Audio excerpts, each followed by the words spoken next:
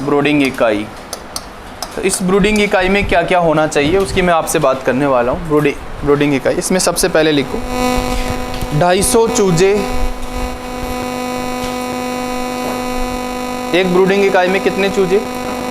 250 चूजे। ये 5 फीट त्रिज्या वाला होता है, ऐसे लिखो नीचे, 5 फीट त्रिज्या वाला ब्रूडर गार्ड। 5 फीट त्रिज्या वाला ब्रूडर गार्ड,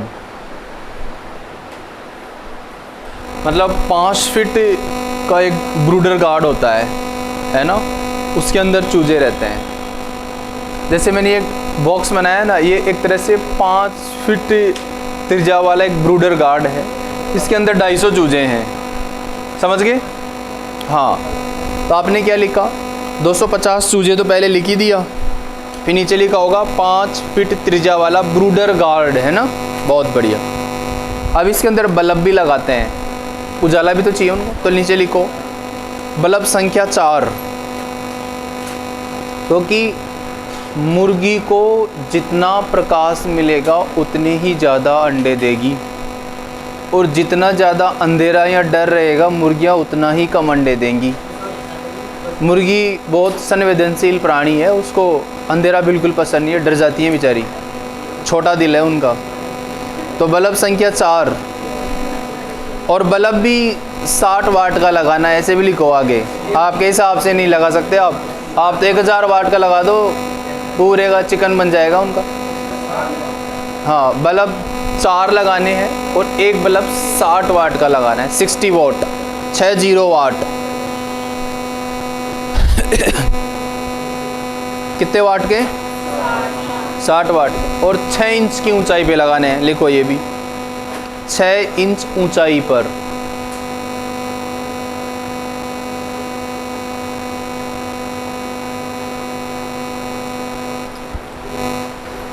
तो बल्ब कितने हो गए? 4। अब नीचे लिखो फीडर। फीडर मतलब खाना पात्र। खाना पात्र लगाने हैं आपको 3, फीडर बोलते हैं, फीडर्स। फीडर्स मतलब खाना। हाँ, फीडर्स बोले तो खाना पात्र, यानी खाने के पात्र कितने लगाने हैं? 3। खाने के पात्र कितने लगाने हैं? 3 में खा लेंगे वो आराम से, मस्त। संख्या लिखनी है इनकी 3, बस। फीडर्स के आगे ऐसे नीचे भी लिख सकते हैं खाना पात्र। आगे लिखो वाटर्स या जलपात्र। पानी तो पियेंगे, इस थोड़ी है यार, खाना ही खाएंगे। वाटर्स भी लिखो, वाटर्स या जलपात्र। हाँ सही था ये, वाटर्स या जलपात्र 4। कितने रखेंगे पानी के पात्र? 4। समझ तो गए अब? नीचे लिखो कृत्रिम ब्रूडर स्थान आवश्यकता। यहाँ से क्वेश्चन बनता है, हाँ इसी में ही, कृत्रिम ब्रूडर स्थान आवश्यकता।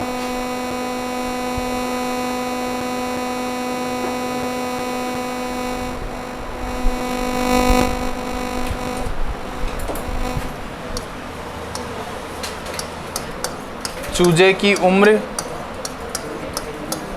3 कॉलम बनाने हैं अपने को इसमें, चूजे की उम्र, और एक है स्थान। क्या चीज़? स्थान, cm² में होता है ये।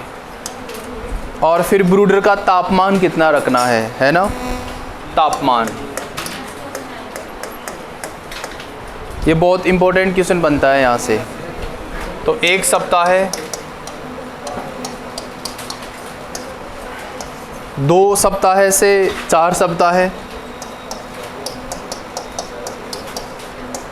फिर आगे 4 सप्ताह के बाद में 5 से 8 सप्ताह है, 5 से 8 सप्ताह है। स्थान चाहिए इनको, यदि 1 सप्ताह का तो 100 से 200,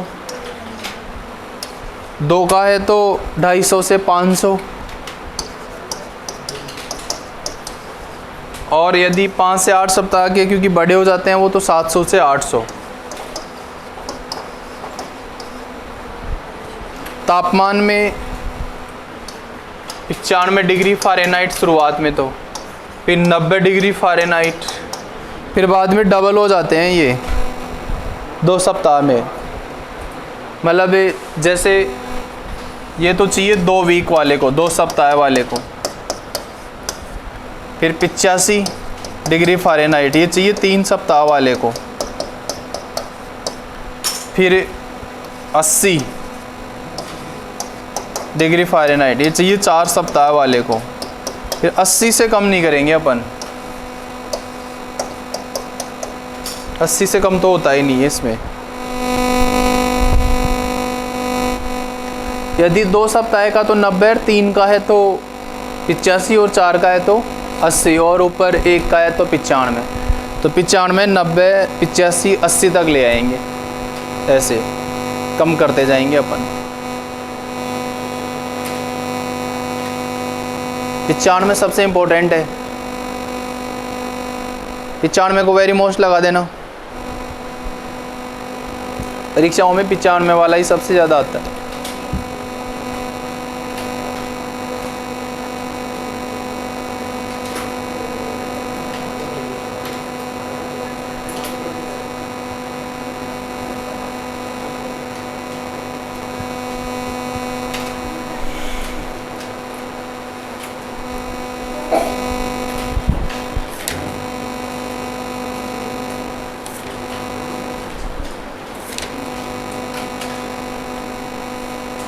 प्रजनन विधियां आपके नहीं है।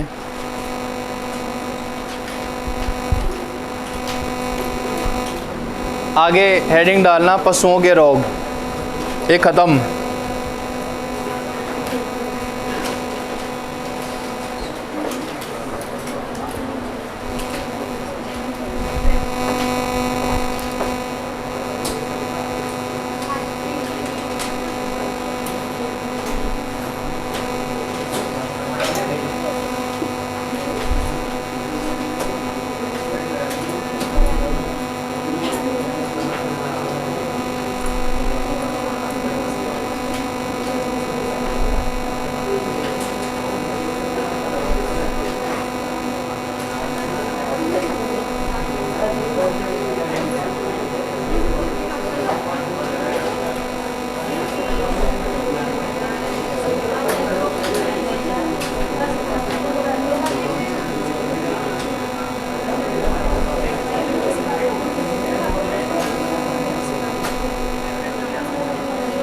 लिख दिया क्या?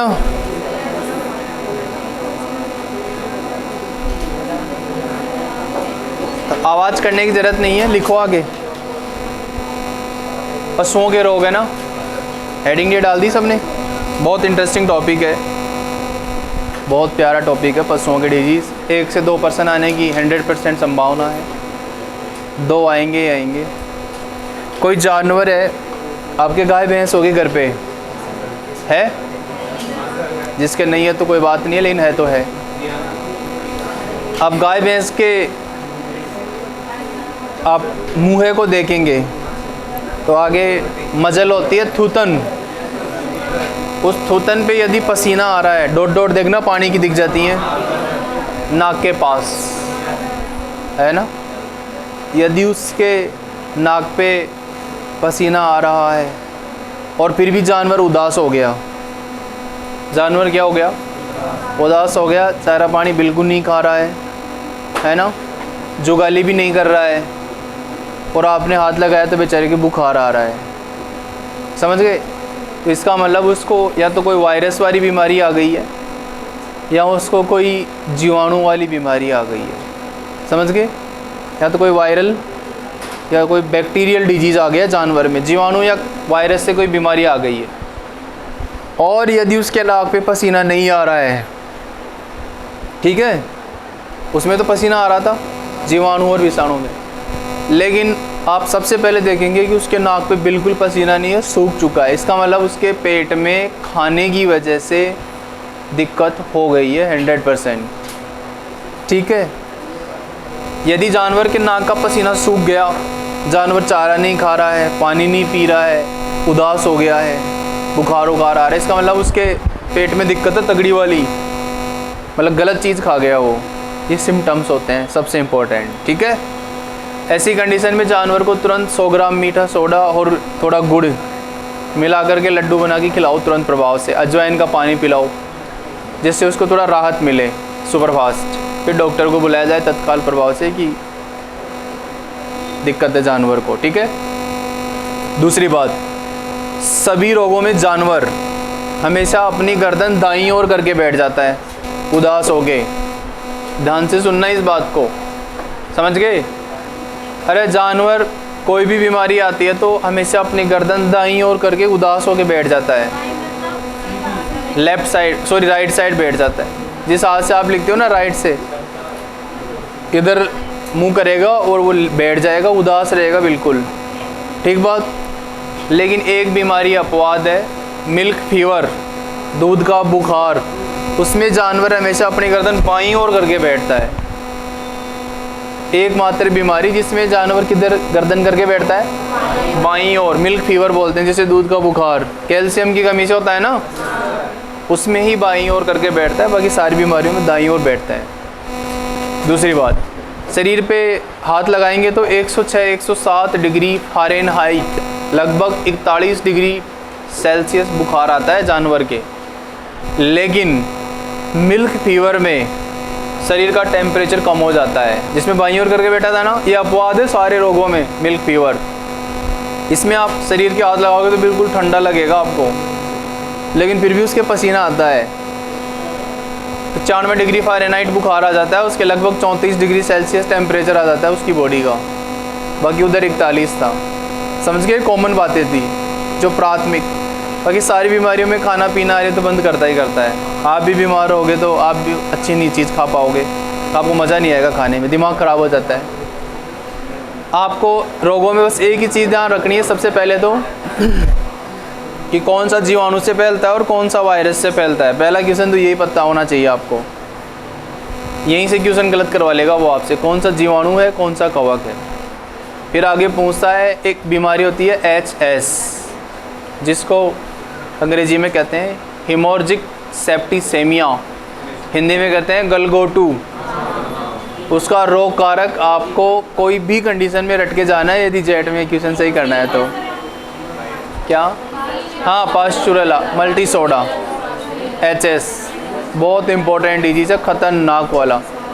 बाकी तो आपसे ऐसे ही पूछेगा HS कौन सी बीमारी है, जीवाणु है, कवक है, वायरस है, इतना सरल ही आता है। चलो आगे लिखो। सबसे पहले पशुओं के रोग में सबसे पहले प्रकार 2,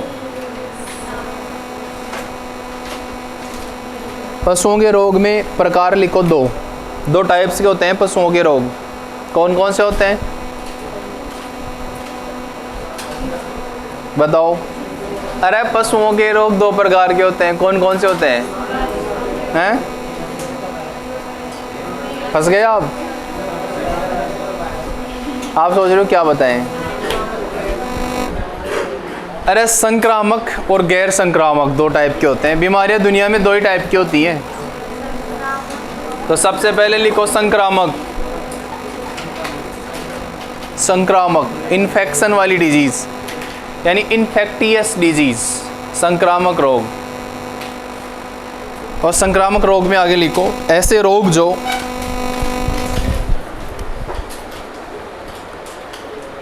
ऐसे रोग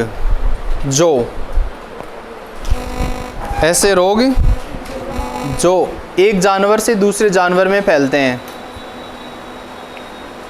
एक जानवर से दूसरे जानवर में फैलते हैं,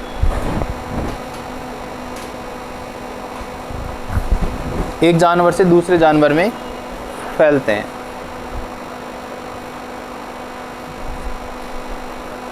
एक जानवर से दूसरे जानवर में फैलते हैं। एग्जाम्पल लिखो FMD। FMD जानते हो? खुरपका मुंहपका, बस मौज हो गई। FMD एक जानवर से दूसरे जानवर में आराम से फैल सकता है क्योंकि वायरल बीमारी है। वायरस तो तुरंत फैलते हैं एक दूसरे में। दूसरा पशु प्लेग,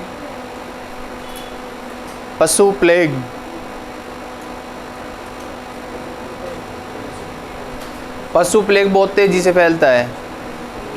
तीसरा एंथ्रेक्स, एंथ्रेक्स बीमारी, एंथ्रेक्स लिख तो लिया सबने, एंथ्रेक्स नहीं लिखा जाए तो इशारा कर देना। एंथ्रेक्स, लंगड़ी बुखार, ब्लैक वाटर, लंगड़ी बुखार, ब्लैक वाटर और गलघोटू, HS।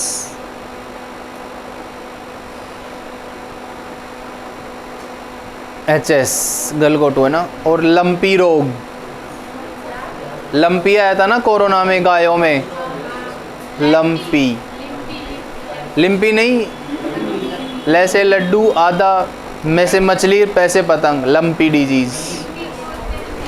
कौन सी बीमारी? उधर तो कोरोना आया और इधर लंपी आ गया, लंपी वायरस। लंपी से यदि कोई गाय मर जाती है दूध देती हुई तो 40,000 रुपये की सब्सिडी मिलती है सरकार द्वारा, है ना, ये सरकार की योजना है।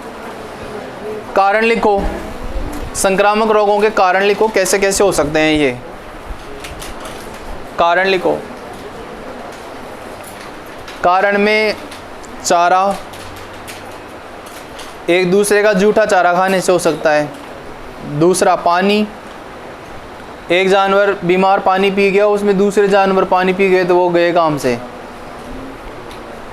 चारा, पानी, दूध, हाँ, बहुत सारी बीमारियां ऐसी होती हैं जो दूध से इंसान में भी आ सकती हैं। मिट्टी, भाई मिट्टी में जीवाणु या वायरस पड़ा है और वहीं आपने दूसरा जानवर बांध दिया उसके ठाण पे लाके, खूंटे पे, तो वो गया काम से। हवा, हवा से भी तो वायरस फैल सकता है। भाई यहाँ जानवर बंध रहा है, दूसरा वहाँ बंध रहा है, उसके मुंह से जा गया, हवा से उड़ के उधर चले गए और उसने चाट लिया, गया काम से। संक्रमित राशन, संक्रमित राशन, राशन भी तो लेते हैं ना, आप भी तो लेते हो राशन। गोबर, मूत्र, जैविक व अजैविक कारक आदि, जैविक व अजैविक कारक आदि। जैविक अजैविक में आप आते हो, थे भी कम थोड़ी जो, एक भैंस के हाथ लगा दिया, दूसरा नार बीमार कर दिया, तो आप भी तो ये ठेकेदार हो ना, बीमार फैलाने वाले, है ना, आपने भी टेंडर ले रखा है कि हम भी फैला देंगे। नोट लिखो, बहुत तगड़ा वाला नोट है ये। हाँ,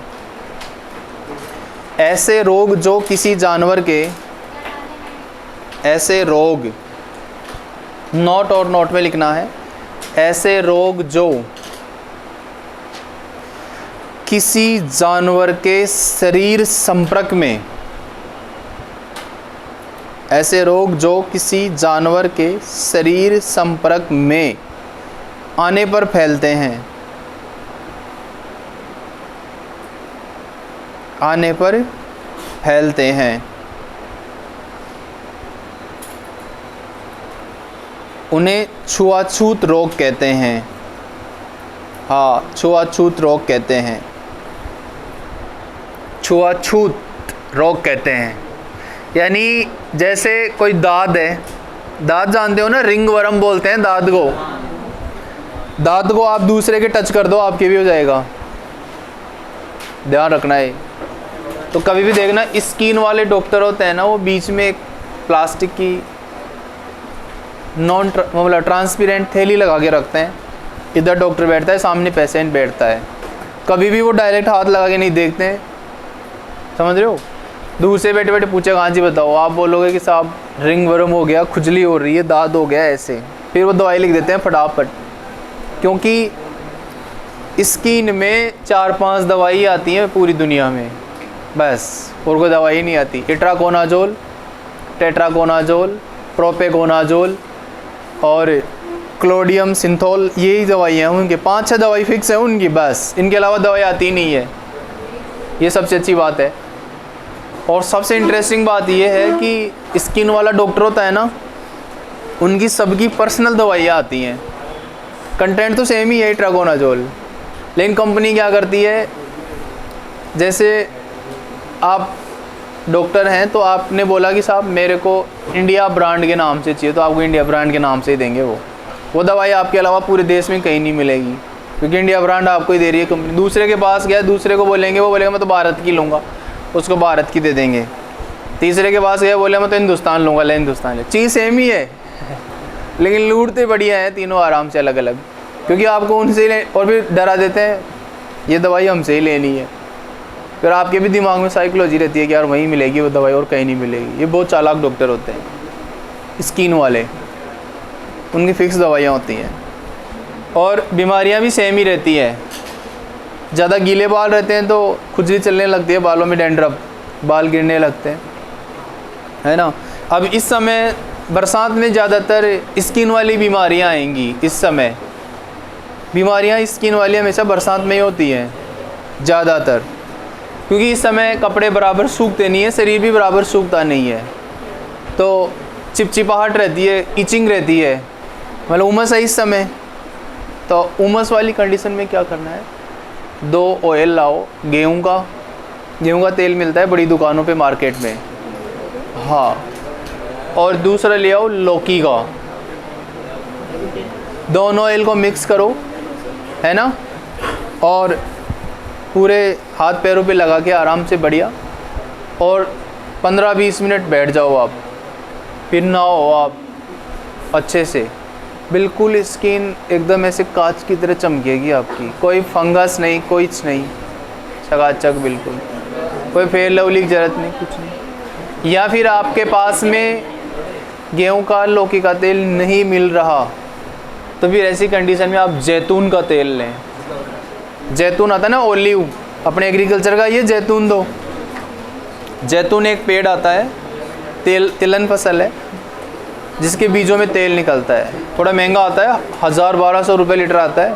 कई लोग तो खाना ही उसमें ही बना के खाते हैं, जैतून में, जो ज़्यादा पैसे वाले होते हैं। जैतून का तेल लो, आधी चम्मच जैतून का तेल लेना है, और आधी चम्मच चीनी लेनी है। चीनी जो चाय में डालते हैं ना, मोटी वाली, वो चीनी, उसको बिल्कुल हल्का सा गर्म करना है। नाखून डालते आपको लगे कि यहाँ गर्म हो गया, इतना सा गर्म करना है ना।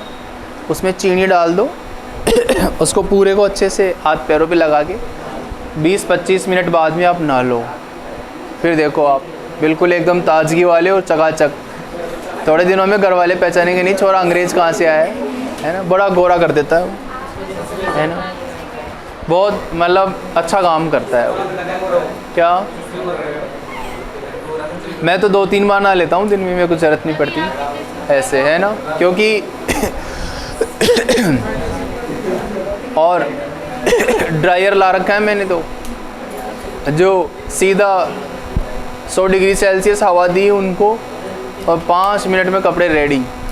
बहुत फास्टली सूखते हैं उसमें ड्रायर से, जैसे सुपर फास्ट काम हो जाता है। लेकिन ऐसे ध्यान रखना चाहिए गाँव में, क्योंकि 2-2 3-3 दिन तक अब धूप नहीं निकलेगी, क्योंकि बादल छाए रहेंगे। तो ऐसी कंडीशन में अपने को बहुत विशेष ध्यान रखना है, ठीक है। चलो आगे। तो एक तो इसमें एग्जाम्पल लिखो, FMD, एक दाद और एक पॉक्स रोग। FMD दाद, FMD दूसरा दाद, और तीसरा है पॉक्स रोग। पॉक्स जैसे चिकन पॉक्स, पशु प्लेग पॉक्स, इस टाइप के। अब एक और नोट लिखो नीचे, बहुत खतरनाक वाला नोट। सभी छुआछूत रोग संक्रामक होते हैं। सभी छुआछूत रोग संक्रामक होते हैं। सभी छुआछूत रोग संक्रामक होते हैं, लेकिन सभी संक्रामक रोग लेकिन सभी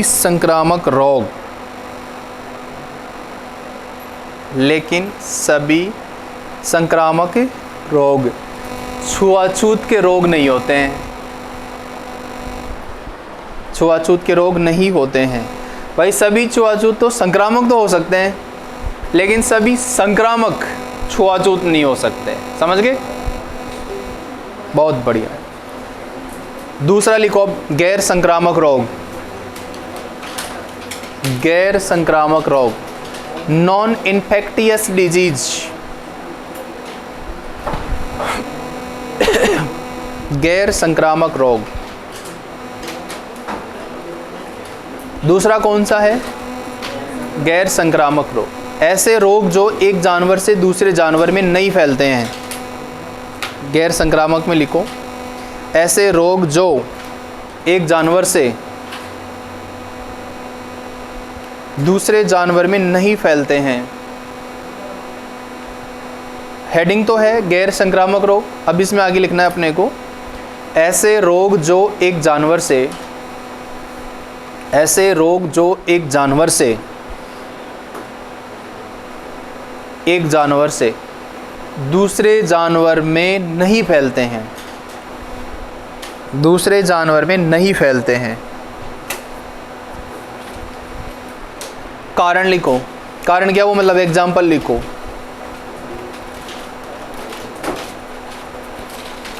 उदाहरण लिखने हैं, जैसे पोषक तत्व की कमी ऑब्लिक अधिकता वाले रोग। पोषक तत्व की कमी ऑब्लिक अधिकता वाले रोग।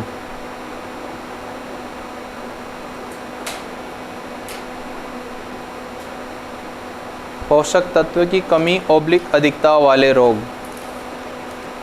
जैसे किसी जानवर में मिल्क फीवर हो गया कैल्शियम की कमी से, तो वो एक जानवर से दूसरे जानवर में नहीं फैल सकता। ऐसे नहीं है कि वो गाय दूसरी गाय को चाट ली, मिल्क फीवर आ गया, ऐसे कभी नहीं है, क्योंकि वो उसके शरीर में पर्टिकुलर कमी हुई है। ऐसे जानवरों में आदत रहती है एक दूसरे को सूंघने की। जब भी गायें आपस में भैंस मिलती हैं तो सूंघती हैं एक दूसरे को, बस वहीं से बीमारियां ट्रांसफर हो जाती हैं। दूसरा विटामिन की कमी। विटामिन की कमी। तीसरा प्रोटीन की कमी। विटामिन की कमी, प्रोटीन की कमी। कैंसर, हाँ कैंसर, कैंसर रोग। मधुमेह रोग।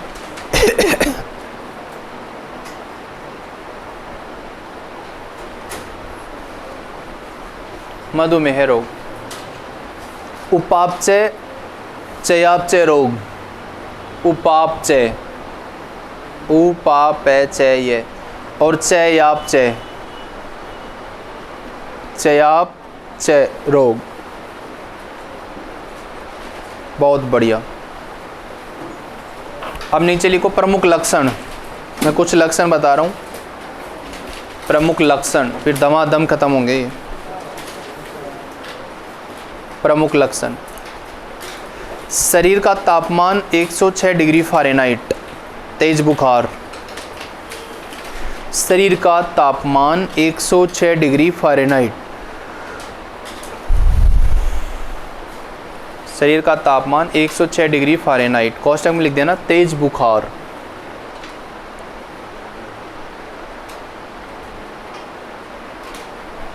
दूसरी बात, पशु बेचैन, पशु बेचैन। पशु क्या हो जाता है? बेचैन। तीसरी बात, जानवर गर्दन को दाईं ओर करके बैठ जाता है।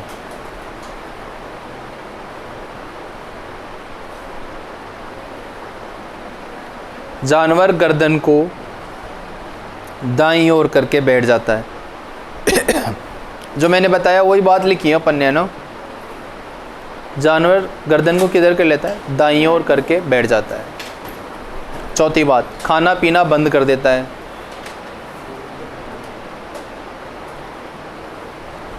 खाना पीना बंद कर देता है।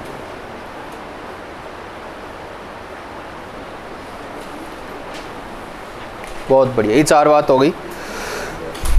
अब नीचे अपवाद। अपवाद,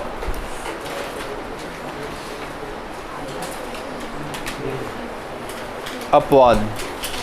अपवाद में लिखो मिल्क फीवर, बीमारी का नाम लिख लो। ये सुपरवाइजर में आया था इस बार क्वेश्चन, मिल्क फीवर वाला। Milk fever. पशु शरीर का तापमान 95 डिग्री फ़ारेनहाइट, मिल्क फीवर में लिखो। भाई अपवाद मिल्क फीवर ही है, तो मिल्क फीवर की पहचान लिखोगे आप तो एक तो ये लिखो शरीर का तापमान 95 डिग्री फ़ारेनहाइट, शरीर का तापमान 95 डिग्री फ़ारेनहाइट। वहाँ पे 4 लक्षण दिए थे उसने सुपरवाइज़र के एग्ज़ाम में, और फिर पूछा था ये कौन सी बीमारी है। तो एक तो यही था उसमें कि शरीर का तापमान 95 डिग्री फ़ारेनहाइट। दूसरा, जानवर के सींग प्लस खुर प्लस कान, जानवर के सींग प्लस खुर प्लस कान, जानवर के सींग खुर कान।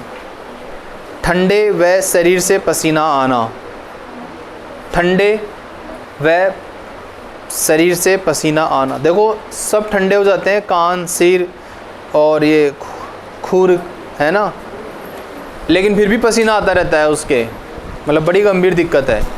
ये भी सिम्टम्स था वहाँ पे। गर्दन बाईं ओर करके बैठ जाता है, ये भी लक्षण था वहाँ पे, लिखो। तीसरी बात, गर्दन बाईं ओर करके बैठ जाना।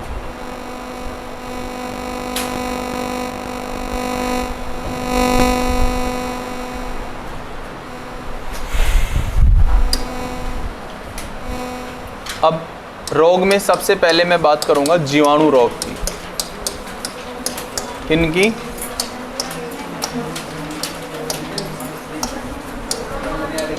ए का मतलब एंथ्रेक्स, ले का मतलब लंगड़ी, थे का मतलब थनेला, गे का मतलब गलगोटू,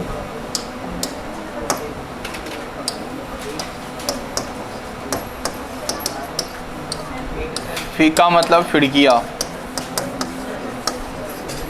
एल थे गे फी। ये 5 बीमारियां जीवाणु वाली हैं। और प्रश्न आता है यहाँ से,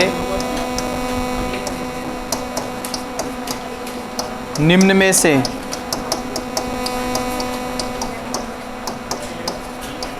जीवाणु जनित रोग नहीं है। ए एफएमडी,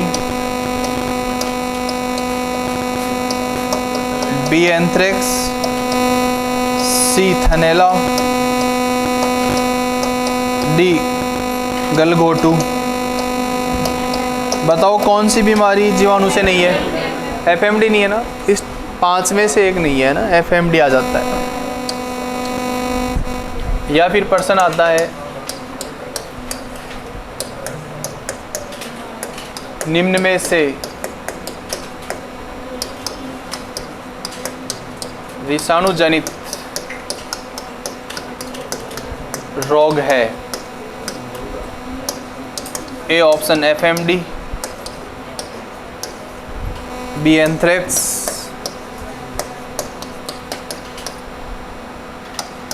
सी एचएस, एचएस का मतलब समझ गए ना, गलघोटू, और डी दे देगा दूध का बुखार। अब बताओ इनमें कौन है वायरस से? वही एफएमडी, बिल्कुल। दूध का बुखार तो कैल्शियम की कमी से हो गया, तो वायरस वाला थोड़ी। इस टाइप का क्वेश्चन आएगा आपके डिट्टो।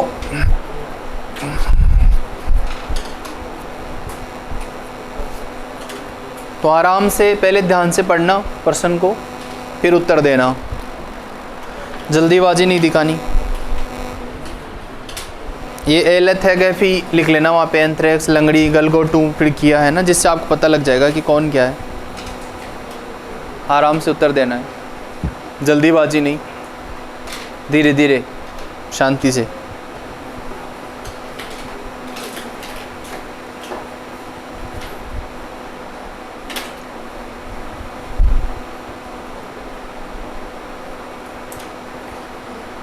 डिजीज़ आपको बहुत मस्त पढ़ाएंगे,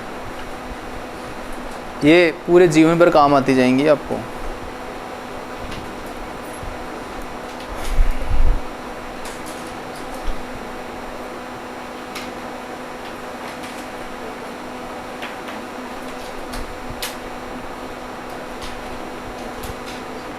जुल्फाम चाय लेके आया,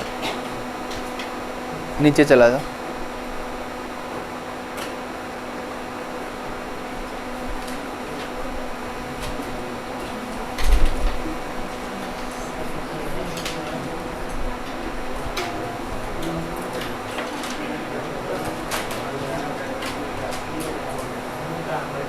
कल मैंने पहली बार फेसबुक ऑन किया है ना, 2600 लोगों की रिक्वेस्ट आ रखी थी, 2600। फिर मैंने कंफर्म किया 2500 के लगभग, 2500 लोग। और इंस्टाग्राम भी चालू किया मैंने, हाँ कल चलाया मैंने। अब जैसे मैंने ऑन किया तो उस पर भी खूब सारे लोग जुड़े, मतलब 569 ऐसे कुछ, 569 ऐसे कुछ, 569 है ना। लेकिन मेरे को अभी वो ढंग से चलाना नहीं आया, अभी मैंने सीखा उसको पहले, कहाँ से वो क्या चलता है, मतलब यूँ फ़ोटो कहाँ से डलती है ऐसे, फिर मैंने सीखा उसमें।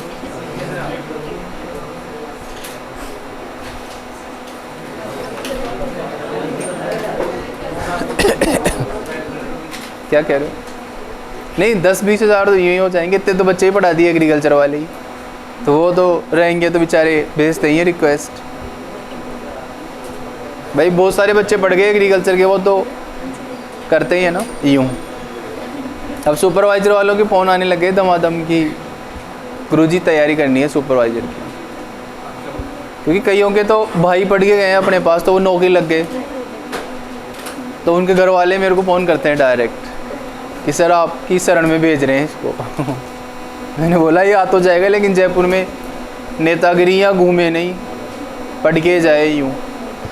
एक लड़के ने तो 2016 से 4 बार कोचिंग कर ली सुपरवाइज़र की, हर बार फेल हो जाता है वो। तो उसके भाई का फ़ोन आया कि गुरुजी इस बार तो यार कुछ भी हो चाहे से इस बार करवाओ उसका। अभी आएगा, वो 9:30 बजे का टाइम दिया था मैंने, वो 9:30 से 10 की